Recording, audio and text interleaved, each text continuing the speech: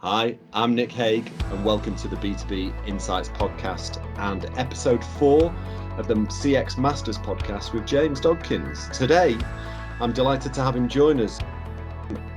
Like no other CX professional that I've seen, and that's in a good way, and you'll get a feel from that from today's conversation if you haven't heard James before. But James has already lived the dream. I won't go into it, but I always wanted to be in a band, by that, James did lead that life as a guitar player in a heavy metal band, touring the world, releasing 2 albums, and this was all while he was still a teenager.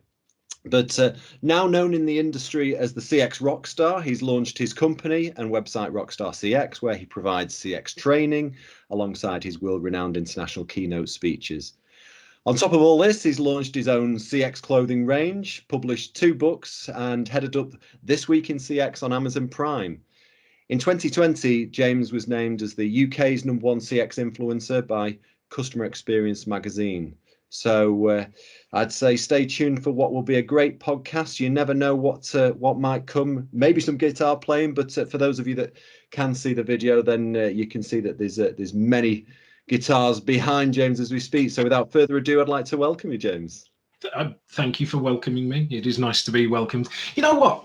You know that #1 customer experience influencer in the UK for 2020. Do you not think I should get a do-over? Do you not think I should get 2021 as well? Because that's not really fair, is it? Well, for those 3 months where you were allowed out of your house, then you did a good job. I think we should petition, just let it roll, just for 1 more year. Let me get a bit more mileage out of it. Yeah. Before it gets unceremoniously ripped from me, because I'm not going to win it 2 years in a row, am I? Well, the thing is, no one remembers number 2. Well, I think I was number 8 or 9 on the list, so they definitely don't remember me. So let's do that, and it gives me a chance to maybe get up the pegging. All right, sweet. Deal. So much I want to speak about, James, but first things first. I've been doing my homework, and it's not CX at all I want to talk about. You're an Aston Villa fan. How the hell did Villa beat Liverpool 7-2 the other month? It's one of the best teams in the world, mate. Absolutely. Who do you support? Well, I'm one of the only Man United supporters that's from Manchester. So you're the other one. Yeah, no, it's they were doing well actually, weren't they? And then they've started to slip a little. Yeah, there's talk that we might buy Jesse Lingard from you. Really? Well, I love Jack Grealish, so you can't have him, mate. You can't have him. I know that's no swap, is it? Lingard for Grealish. So. Yeah. You get? You get Dwight York. You get Ashley Young. Who else have you nabbed from us over the years? The goalkeeper did we have was we got Schmeichel from. Was he straight from you? Bosnich. For a little while. Did you take Bosnich as well? Yeah, we did. I think we did take Mark Bosnich. Yeah. So yeah. Get your own academy. The good old days, hey. Okay, I had to put that bed first, but you're probably fed up as well with people asking the question about the band and the background, but it is the journey that you've been on, so I'm really intrigued on living that dream and how your career change took the turn and you ended up in CX. What's just for starting point for the listeners today, it'd be good to know that backdrop to the story and how you ended up where you are. Well, it was even back when I was on stage playing in front of thousands of people. It was always my dream to be a customer experience influencer. Of course, it was. No, it was by pure accident. I got into customer experience, man. The music career was an odd one because the band was just some friends from school. We got together, we played music, we realized that we were okay at it. We went and recorded a demo and we sent it into Metal Hammer magazine. Don't know if you've heard of Metal Hammer magazine. No. It's like the biggest metal magazine in the UK, second only to like Kerrang, but that's more rock focused. Doesn't matter. And we won demo of the month in this magazine. So we got a spread, they wrote about us, which was really cool. So it got us a bit of notoriety. I think I was like 16 at the time. And maybe even 15, I don't know, young at the time. And then turns out we won Demo of the Year. So out of all of the demos that were submitted and all of the Demo of the Month winners, we won Demo of the Year. And that really skyrocketed us because we got endorsements, we were getting offered gigs, we were getting put on tours, we were getting loads of whatever the magazine version of airtime is in page time, whatever, column inches. That's the thing, column inches in the magazines. And so it led to, I released my first album when I was 17. I was touring from 16, 17. We did all that fun stuff. We ended up releasing 2 albums. We were working on a third. Our third one was, we were getting more proggy, more progressive, putting in loads of different styles. Nobody liked it. A bit of a shame. But that's basically, rock, isn't it? well, yeah, that's, you end up writing music for other bands, and other bands go, oh wow, that's really cool, but then your actual fans go, hang on, that doesn't sound like you. So there's a lesson in there about customers somewhere. But when all of that stopped, I did the next logical thing. I took the next logical step in my career. After being an international rock god, I joined an insurance company. As all sensible people would. Yeah, why? I mean, like, why wouldn't you do that? I won't bore you with my corporate life because it's pretty boring. But essentially, I worked my way up through this company, got made redundant, and I was like, oh, what am I going to do now? And when I was at that company, we had loads of really expensive, crappy consultants come through. So I was like, you know what? I could be a really expensive, crappy consultant. So I did that, became a really expensive, crappy consultant. And it was quite good, to be fair, because I got to travel the world. I worked with people like Disney, Adobe, American Express, Lego, banks all over the world, airlines all over the world. I've even worked with people like Nike. And it was really, really good. But the problem was I was miserable. And the reason I was miserable is I'd created this corporate persona for myself, suit and tie, briefcase, because essentially everything I'd learned about business was, well, it's from cartoons. So I was like, that's what a businessman looks like. So I'm going to look like that and behave like that. Did you have a bowler hat too?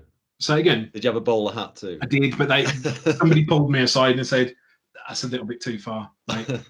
But so I got rid of the bowler hat. And the deal was I was spending about 95% of my energy trying not to be me, watching every word that I said, how I said it, in what way, and it was exhausting. It was difficult, and it was making me miserable. And I never told anybody that I played in a band. Like, it was never part of my story when people ask you, what do you do? Because there was part of me that was embarrassed by it. There was part of me that was thinking, well, this is going to come with preconceived notions and judgments of who I am, and they would have been correct, and I didn't want people to have them. So I was like, right, okay, I'm not going to tell anyone about it. But you know what it's like in the customer experience space. It's become so saturated. Every day there's a new consultant, a new trainer, a new guru, a new this, a new that. And I'm like, what can I do that's going to help me stand out? What can I do that's going to help me be different? What can I do that's going to help me be memorable? And then I heard a quote from Jerry Garcia from Grateful Dead. Yeah. Don't try and be the best in the world at what you do. Try and be the only person in the world that does what you do. And I was like, whoa. I was like, I got this cool career that I never told anyone about. And I've got this love of customer experience that's sort of organically grown. Why can I not put them together and help people learn about customer experience in a fun and engaging and entertaining way?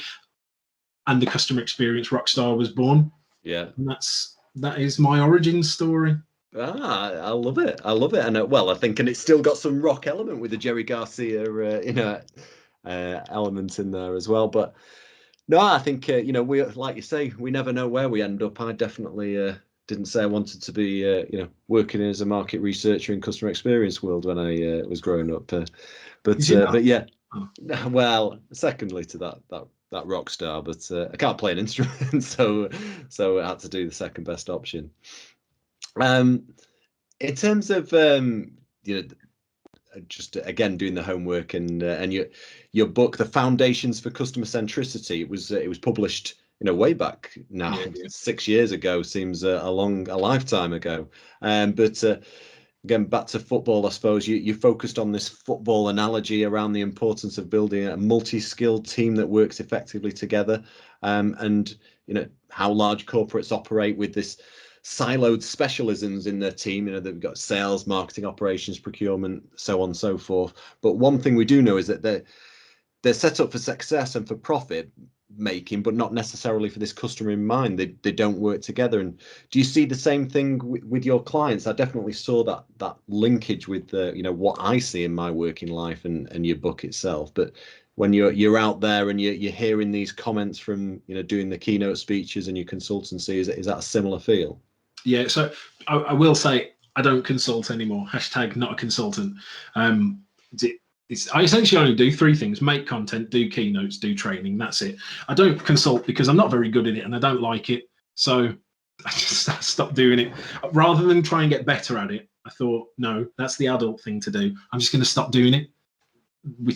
Play to your strengths, James. Play to your strengths. That's what I'm saying. But yes, back in 2014, while I was still trying to be this suit and tie wearing corporate bod, I wrote the book, published the book.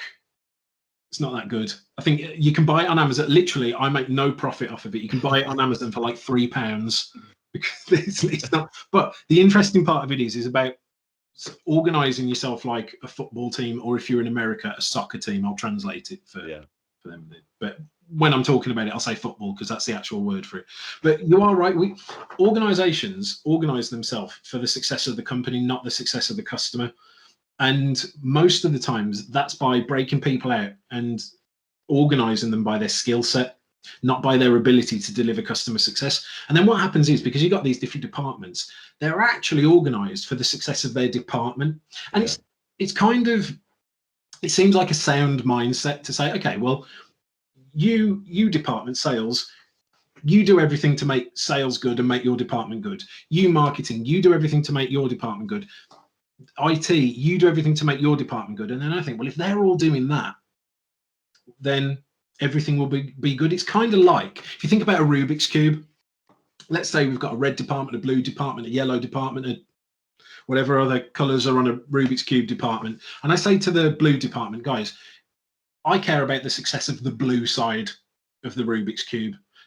You don't have to worry about any of the other colors. Just focus on blue, try and get as many tiles together as you can, and you're going to get bonused based on the success of your side, the blue side. And I say the same to yellow, and I say the same to red. And you think, okay, yeah, that makes sense, because if they all pay attention to their own color and get their side, we will end up with a completed Rubik's Cube. But that doesn't happen, because what happens is blue's there working away, trying to get their side, and then yellow's working away too. Well, what's yellow doing to blue's work?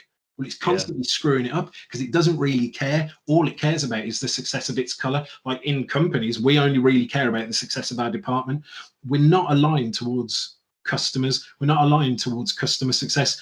And the idea in the book was, if you look at a football team, they put teams together of different skills and different specialisms who are best suited to deliver customer success, win the game.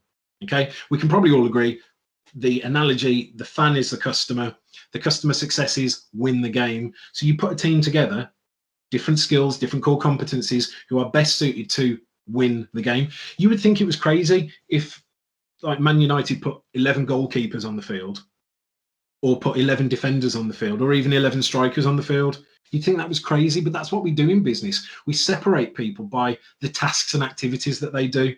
We don't put people together based on how they can interconnectively work to deliver that customer success.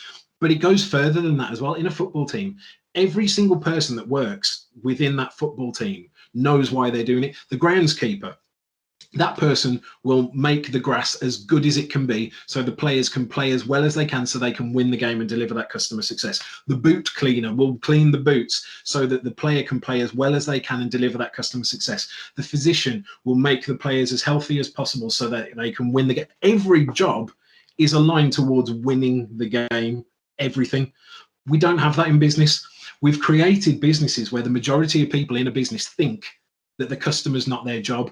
They think they have no influence over the customer, and most of the time it's because of the way we draw the chart. It's because of the way that we organize ourselves. We've got this pyramid where the most important person, the CEO, sits at the top and the least important people sit at the bottom. In the football world, that's like the chairman and the players, putting the players down at the bottom, saying you're the least important. Why is that? Well, look, you think about it as well.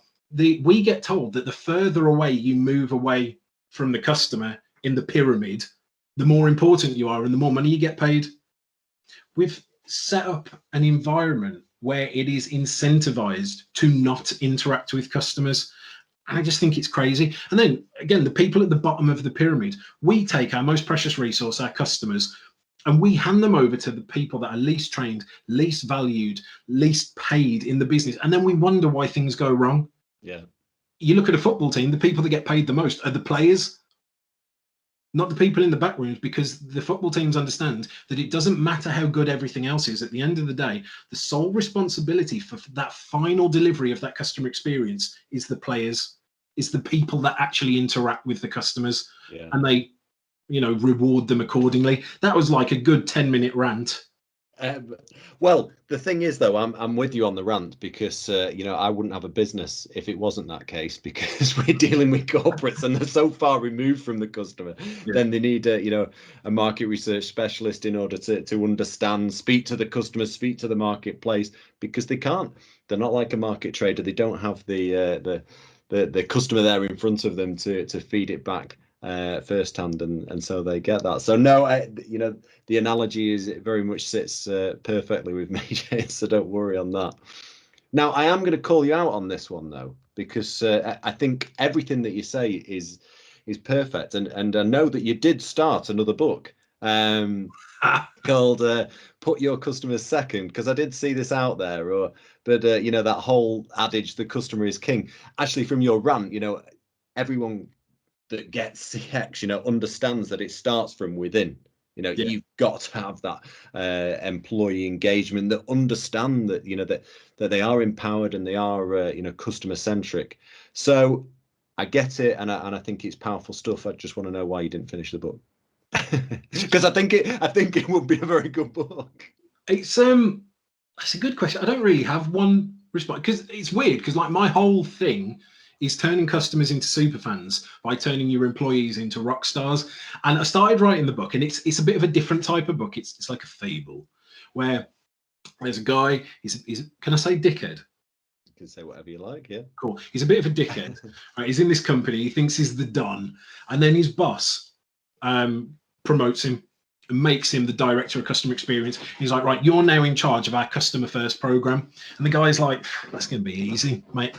I'm going to use this as an excuse to, just travel around the world on the company's money. So he sets up all these interviews with loads of different companies around the world that are world leaders at customer experience. And he goes and does the interviews with them because he needs to mark it down. But he goes to Florida, he goes to Germany, he goes to all of these beautiful places around the world. I don't know why I said Florida in Germany, but whatever. He travels around the world, and he has these interviews with the either chief customer officers or heads of CX at these companies. And he's like, okay, what I want to know is, what do you do to put customers first? And they're like, well, we actually don't. We don't put customers first. We put our employees first. And so he goes through this journey of discovery, where to start with, he's quite petulant and he's quite annoyed because they're not telling him what he wants to hear. And there's one part where he actually karate kicks a fiberglass Mickey Mouse in front of a child, and the child cries. But by the end of the book, he comes to the realization that if you want to put your customers first, you need to put your employees first. Yeah. And that's, apart from I actually haven't got to the end of the book, but I still know how it's, why I didn't finish it. I just got busy, mate. Well, I was going to say, I mean, and it's still a message that you preach out there on the, as you do in the keynote. So, but I think it's a very valuable takeaway for anyone listening, in terms of it's got to start from within. You cannot deliver this customer centricity if your people don't believe in it. And therefore, you do need to look after your people and that whole culture piece first. Yeah, man. You actually mentioned it, but up front, but everyone these days, it seems wherever you look, there's a CX expert or guru. And in fact, I did a quick, quite basic LinkedIn search, but it showed that there was 19.3 million people when you just search for customer experience in their title. It's more than, say, logistics people out there on LinkedIn, and but as you say, anyone can really put their title or name to that. But from research we've carried out in the wider marketplace, CX is definitely stagnating, in some cases going backwards. Yeah. And that is a lot of people not doing their job properly. So apart from those charlatans out there that are just putting it in their title, why do you think it is that CX is so difficult for people to get a grasp of and to make that change within companies? There's a lot of different answers to that question. I mean, some of it can be there's a lot of people that profess to be customer experience specialists, for example.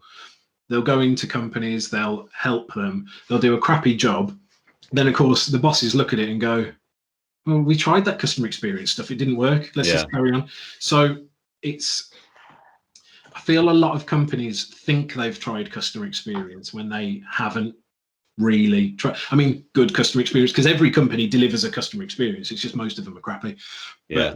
But a lot of companies have tried to deliver good customer experience, but just done it in the wrong way. And then instead of blaming themselves for the delivery of it, the execution of it, they blame the discipline of it. And I think that's probably one of the big, I don't really know is the answer. Yeah. But if I had to take a guess at it, that's what I'd say. Yeah, I think from our experience, it's like you say, it's got to be acknowledged from the top down. And if people are in business to make money a lot of the time as well, and so you've got to align value with these actions that you're taking, so that especially in those first few instances or in the short term, people are seeing the differences, and then the C-suite can say, actually, I can see we're making a change here. Let's continue to invest. Well, exactly, man. I mean, that's the other point as well. We as customer experience professionals have been notoriously rubbish at linking customer experience to ROI.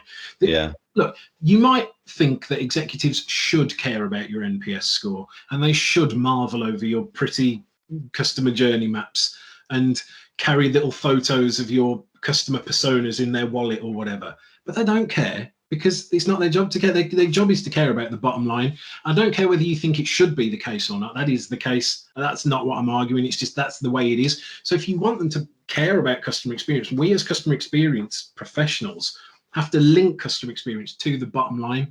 And the way I look at it is I refer to it as ROXI, return on experience investment. And there's 4 elements. What I don't really like is when people say, okay, so if we improve this thing, that'll improve our NPS by 2 points. And then this study that was done 7 years ago says that if you increase your NPS by 7 points, that could correlate to a 4% increase in revenue. So if we do this thing, then we might increase our revenue by it's like data gymnastics. Just literally link it directly to the bottom line. And there's 4 areas that I kind of think we should focus on when we are doing this. Would you like to know what those 4 areas are, Nick? Of course I would. Cool. Would have been well embarrassing if you're like, actually, that's pretty boring. Let's move on to the next question. So, customer acquisition. From the thing that you did you get more customers? Yeah. Loyalty, customer loyalty. From the thing that you did your customers stay longer? Wallet share. From the thing that you did they spend more money with you?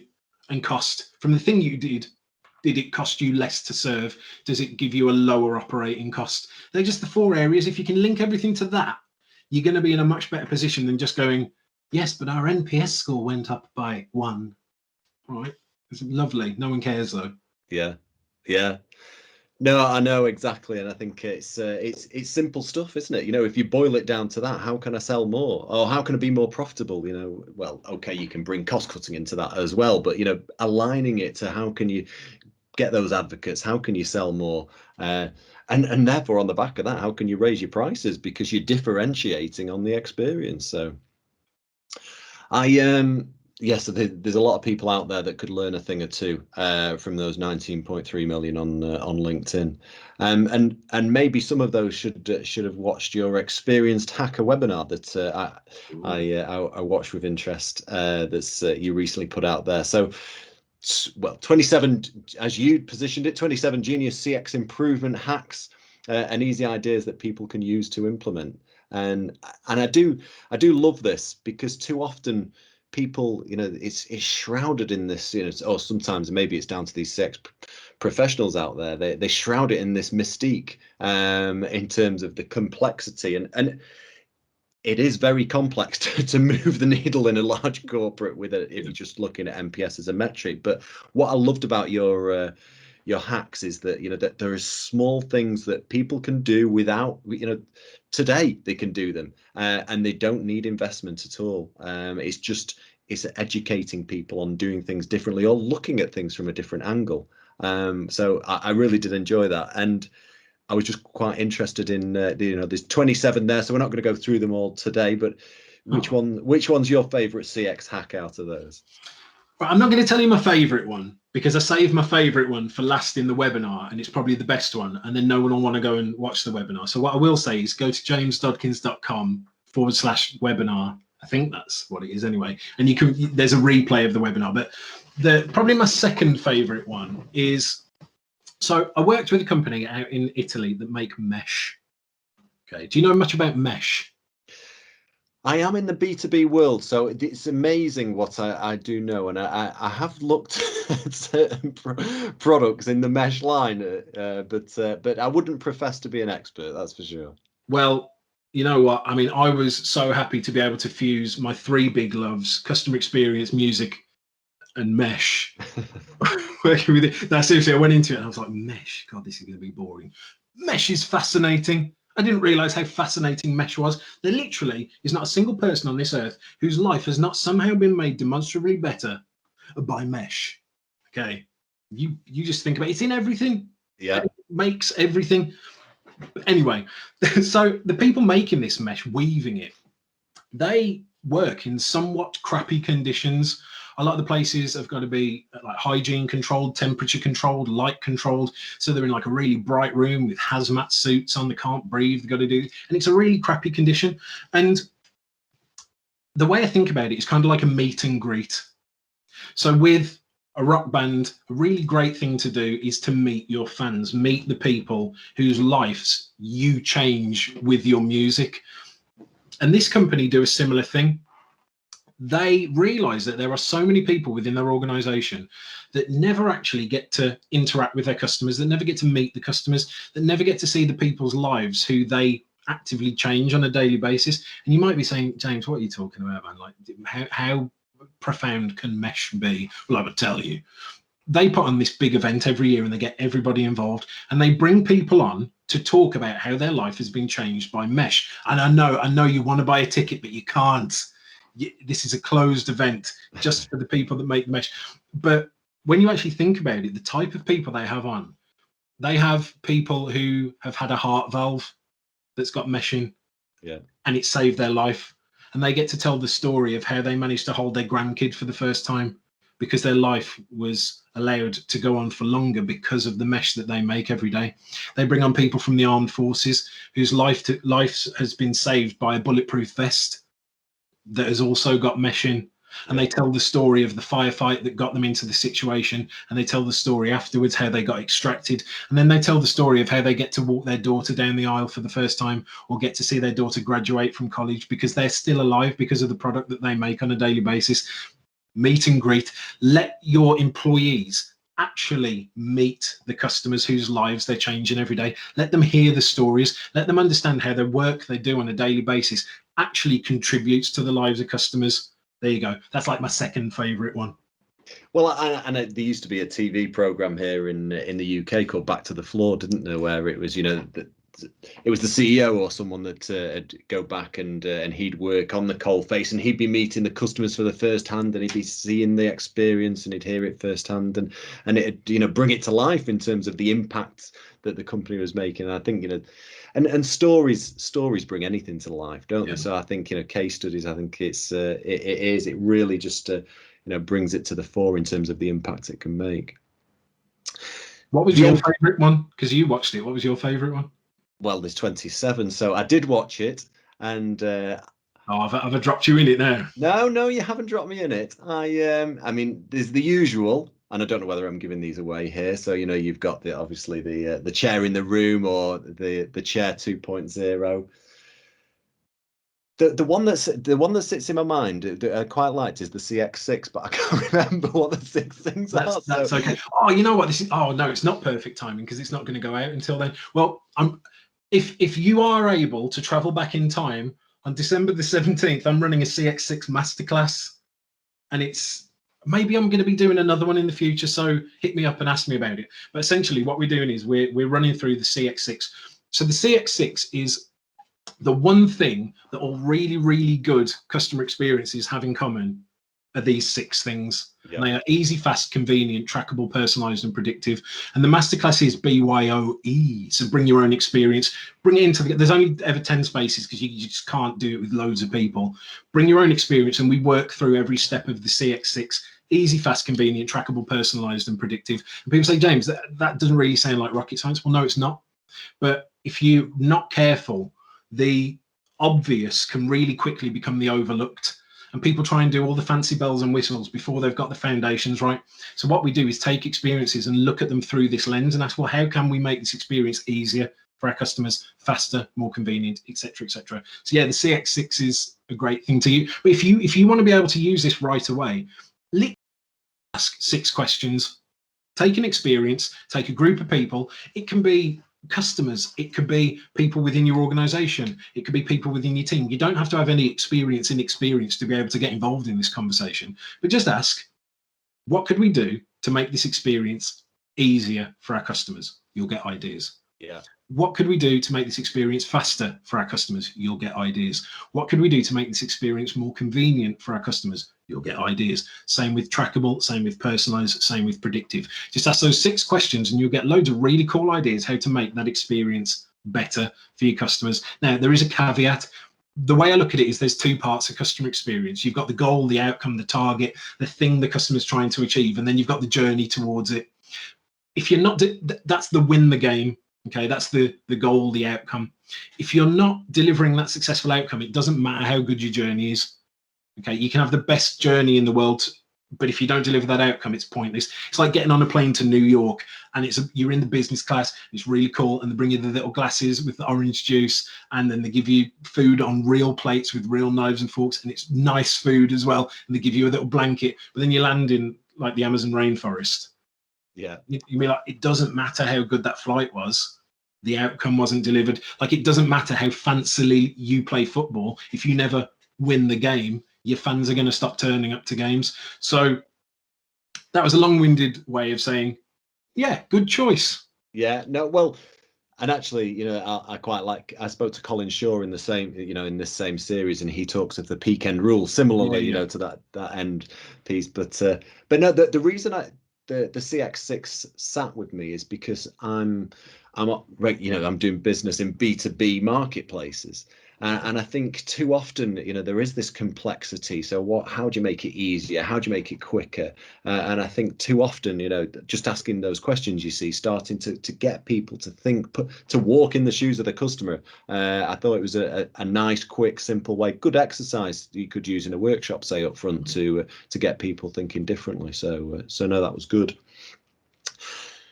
The NPS has stood the test of time since Fred Reichhold, landed this on us from his book, The Ultimate Question, in 2006. And like the NPS question or not, it has its promoters. It does have its detractors as well. I'm interested, James, on where you stand on it as a metric.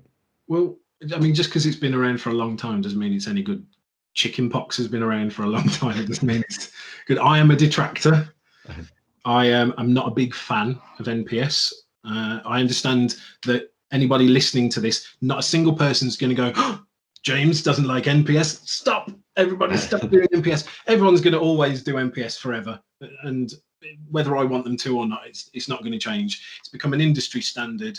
It seems to be like the one thing that executives do care about when it comes to customer experience. That, like, some of them really want to, even though I said earlier that they don't care, I'm actually going against what I just said, but some of them really want to push your NPS scores because it's a bit of a vanity metric. Because if your competitor's got a score of 76, you've got to get a score of 77 or whatever, just face global embarrassment, I guess. I don't know, man. It's I think the original idea was a good one, and I think it's possibly the execution over the years that has turned it now into what I deem to be a bad one.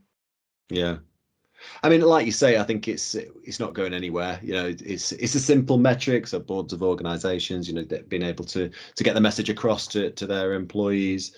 But yeah, especially in a B2B sense, sometimes that likelihood to recommend. Well, no, I wouldn't recommend that person because they're in the competing trade, and therefore, why would I give them a score of 9? Would you recommend Mesh to your friends and family?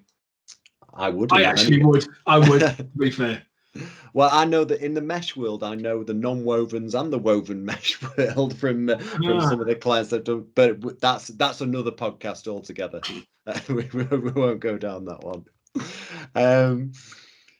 2020. What can we say about 2020? Well, we're nearly through it. We're nearly through it, James. And when this goes out, it'll be a fresh year, fresh start for everyone. And but what we do know is that from our latest surveys we've carried out, that even when we look to 2021 and beyond, then CMOs, CXOs, of course, are talking about their number one priority being CX. So, do you have a feel with all the conversations you have with the clients and where things are going? Any particular trends that you see over the next few years? It depends how quickly things get back to normal, to be fair, because and if they get back to normal, if things get back to normal, I think we'll kind of pick up where we left off, focusing on hyper personalization, trying to create organizations where you're giving customers less choice because you understand really what they need.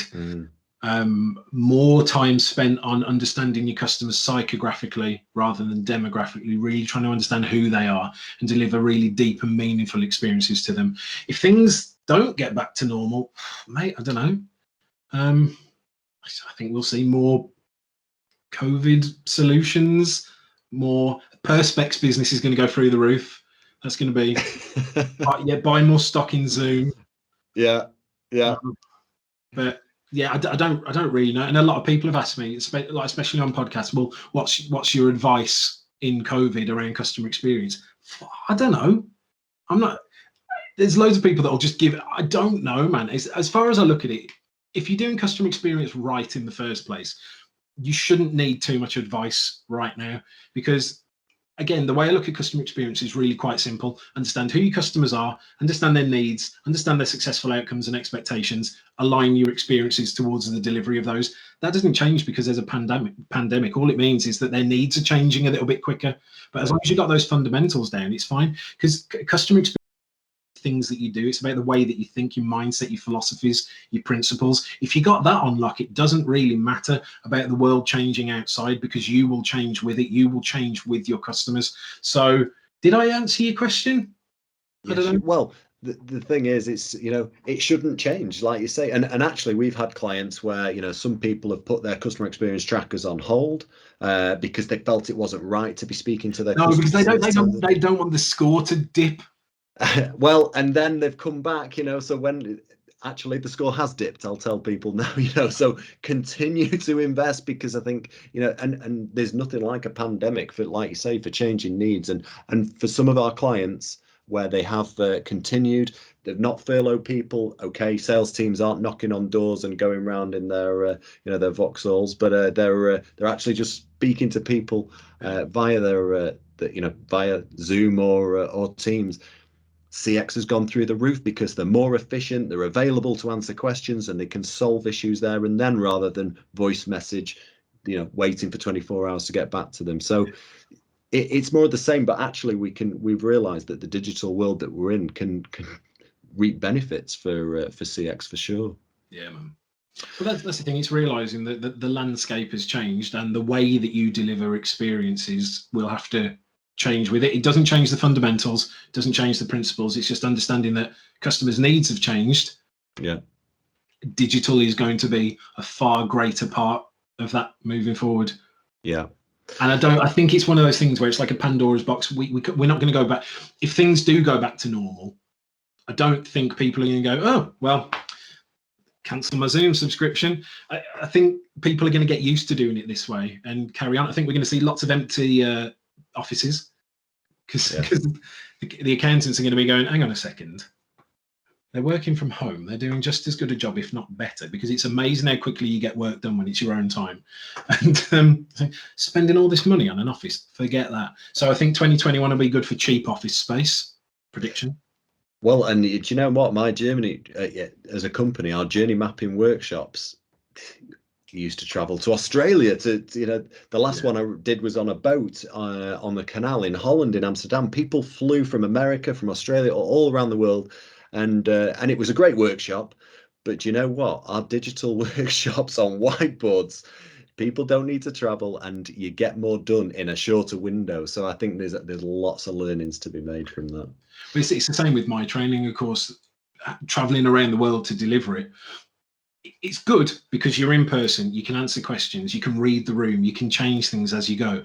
But having to put it online, I should have done it years ago, man, because it's meant that because I now don't have to travel, I can keep costs down, which means more people can do it, which means more people get exposed to it, which means more people are out there improving their organizations. So it's in time, I want to get back out there and I want to be delivering in-person training again. But for now, just go to acxs.co.uk and get qualified as an accredited customer experience specialist, which is the world's fastest growing CX certification for customer experience disruptors. But yeah, go and check that out. It's just been good for everyone. Yeah. And I think that's going to stay. Well, there's 19.3 million people on LinkedIn that can maybe take up that accreditation course. No, So you've got they're already CX gurus or pioneers or whatever. As we come to the end, James, I've got a few quick fire questions just to round up today's discussion. And from the book that I've got, I take a quote every day, and it's there posted on Twitter and LinkedIn. We've talked quite a bit about employee engagement, and so the quote I've taken for today was, happy employees are more likely to deliver excellent customer experience than those who are dissatisfied. It's not rocket science, but it's amazing how many people, it's they don't link the two together. You spout a lot of quotes and case studies and adages are out there in terms of customer experience. What would you follow with that? Well, I mean, to be fair, I think I've said something similar, but more succinctly, that you can't make happy employees with unhappy. No, you can't make happy customers with unhappy employees. How is your one even a quote? It's just like a fact. It's like going, if you drink water, you will be more hydrated than if you don't. Well, you're right. You're right. Dictionary. You're right. Well, maybe I'm just preaching, But it's yeah, and I think sometimes it is the simple things. One of my favorite ones about employees is, if you want to turn your customers into super fans, start by turning your employees into rock stars. I like, if you want to put your customers first, put your employees first. There,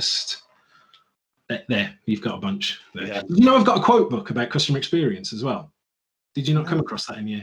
So it's called the Customer Experience Quote Book. You should buy it. It's got 365 customer experience quotes in it. One for every day. Yeah. No, in fact, that does ring a bell. I've seen that on LinkedIn somewhere. I dedicated the book to copy and paste, because that's pretty much all I do.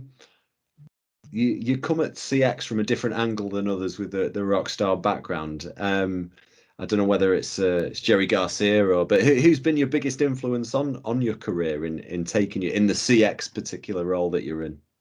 It's a hard one, man, because you learn from one of the things that did me really well is when I was getting to work with these massive companies, I'd spend most of my time trying to learn from them, like learn how they do things, how do they approach customer experience. So I don't know if there is any one person. I mean, the Jerry Garcia thing, that quote, don't try and be the best in the world at what you do, try and be the only person in the world that does what you do, really did send me off on a complete different trajectory. So just that one sentence alone from him, he didn't say it directly to me, just for, like, we didn't go for a beer and it's like, James, it was just in a book somewhere. But I don't, if I had to pick one, Walt Disney, unless it turns out he was racist, because some people say that he did, then I disavow and I'll pick someone else. Yeah. But if he wasn't racist, Walt Disney. We can't tarnish his name. Let's hope not. Fingers crossed. And so finally, then, you've probably you've given lots of advice and lots of useful takeaways today, anyway, James. But what one piece of advice would you give to all those companies out there that are trying to achieve this world-class CX? You know, simplifying it down, boiling it down into one thing, because people do make it complicated. Well, I think taking it back to quote territory. There's a quote from one of the American presidents. I think it might be Abraham Lincoln, but I'm going to get crucified in the comments if it's wrong, but whatever. You get what I'm saying. He said something along the lines of, if I had 9 hours to chop down a tree, I would spend the first 8 sharpening my axe. That's a really good idea when it comes to customer experience. If you've got 9 hours to improve a customer experience, spend the first 8 understanding your customer. Yeah. And that's, yeah. Let me know if it was Benjamin Franklin or one of the other dudes. Somebody. I need a fact checker like Joe Rogan. Fact check that, Jamie. Well, if people want to get in touch, then James, then how should they do that if they're not happy with some of these facts that you've put out there today? I haven't name dropped enough websites yet. LinkedIn, Twitter, usual channels. Yeah, just find me on LinkedIn. That's probably the best one. I am on Instagram. I am on Twitter. I don't really like Twitter. I'm on TikTok. I don't do any silly dances though, so sorry about that. But LinkedIn's probably the best place. Yeah. Well, I'm old school. I'll have to get my kids to look you up on TikTok. But actually, no. Delete. James, and I didn't know where we go today with this conversation. You know, I no one ever does. Wanted to ask, but you know, from Rubik's cubes to Abraham Lincoln, I very much enjoyed it. So thank you very much for your time, and thank you very much for dressing up. You've made the effort. I haven't. Yeah. And yeah, for those of you that are wondering what we're talking about on the podcast audio, then you'll have to look at the video as well. So, but thank you again for your time, James. You're welcome, mate. Thank you for having me.